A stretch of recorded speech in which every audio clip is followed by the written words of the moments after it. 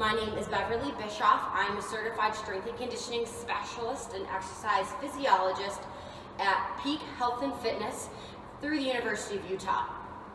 Today, I'm going to be talking through the importance and benefits of hip mobility, as well as showing you some movements to work towards improving your hip mobility. Having increased hip mobility allows athletes to become more powerful and perform athletic movements more efficiently, reducing the risk of injury. The hip joint is very complex and has over 15 muscles working together to create the hip's full range of motion.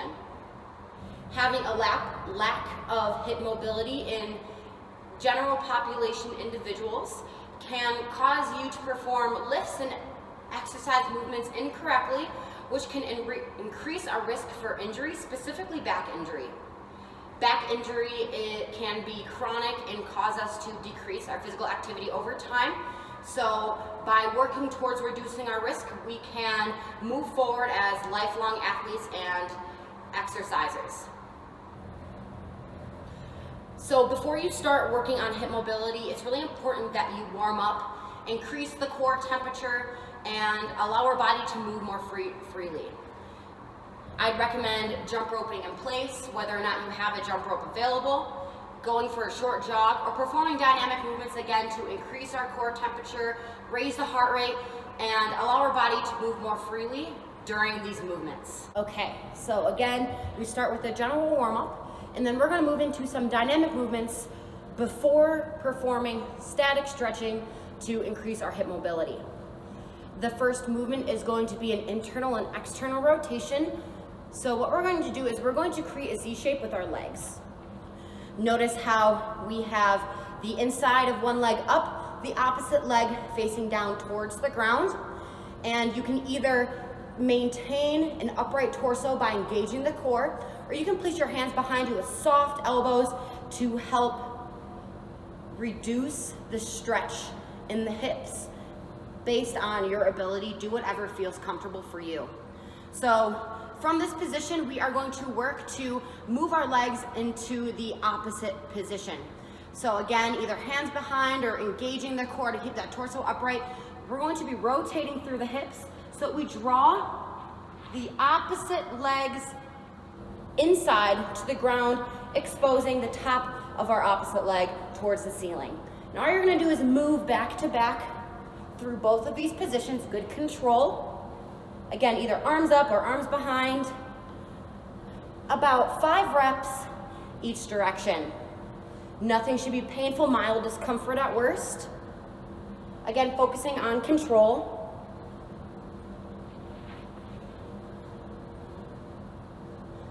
You may feel that it's easier for you after a few reps, and feel free to move from that supported position to the upright position. Next, we have a Frogger stretch, and we'll be adding a rock to make it more dynamic. So we are going to be facing the ground. The inside of our thighs are going to be facing the ground, as well as the inside of our feet. You can either remain extended armed or lower down to your forearms to increase the stretch.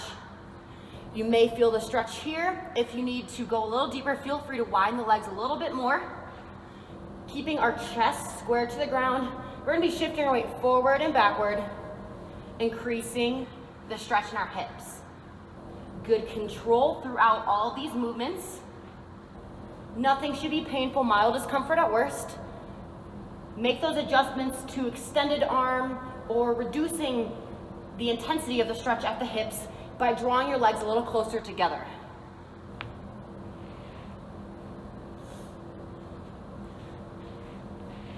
Next, we are going to be doing some knee circles. Many of you may know these as fire hydrants. So what's going to happen is we are going to go into tabletop position. We're on our hands and knees. Our elbows are soft. Our hips are stacked over our knees, shoulders over our hands. And we're going to be isolating each side. So we're going to start by making our left leg the base of support below, and we are going to create circles moving forward with our knee. We're creating those circles, good control, opening the hip and closing the hip. about 5 reps per direction. So after we complete those 5 reps forward, we're gonna do the same thing moving backward. Again, let's make those circles as big as possible. Good control throughout the movement. And we're always going to perform both movements each side to promote symmetrical musculature. Again, 5 each direction. Both forward and back.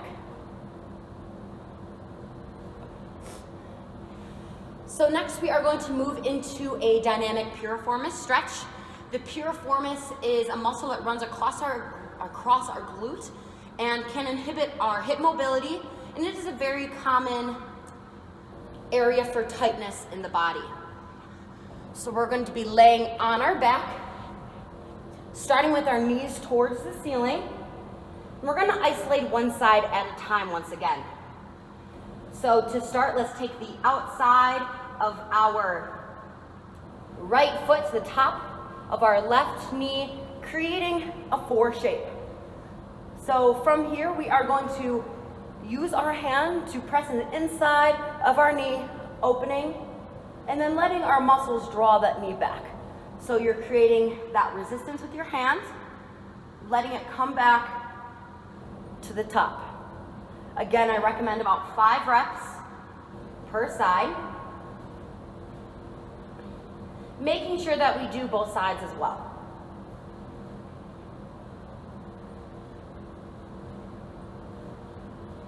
Nothing painful, really focusing on control here. Feeling that stretch in through our hips and into our glute.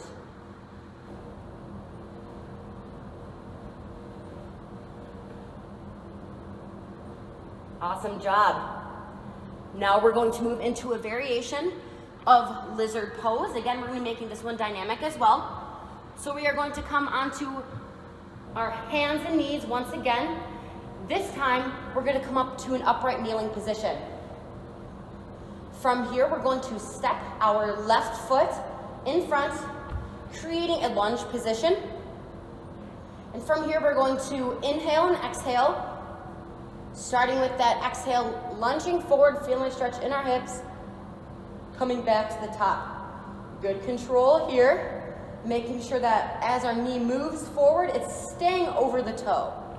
Notice how I'm not letting it come past the toe. Engaging the core, keeping an upright torso.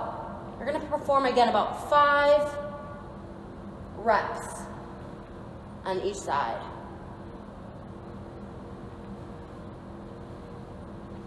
Again, always doing both sides.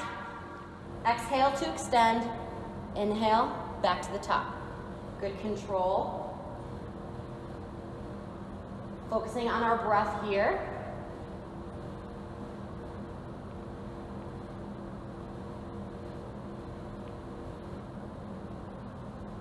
Great work.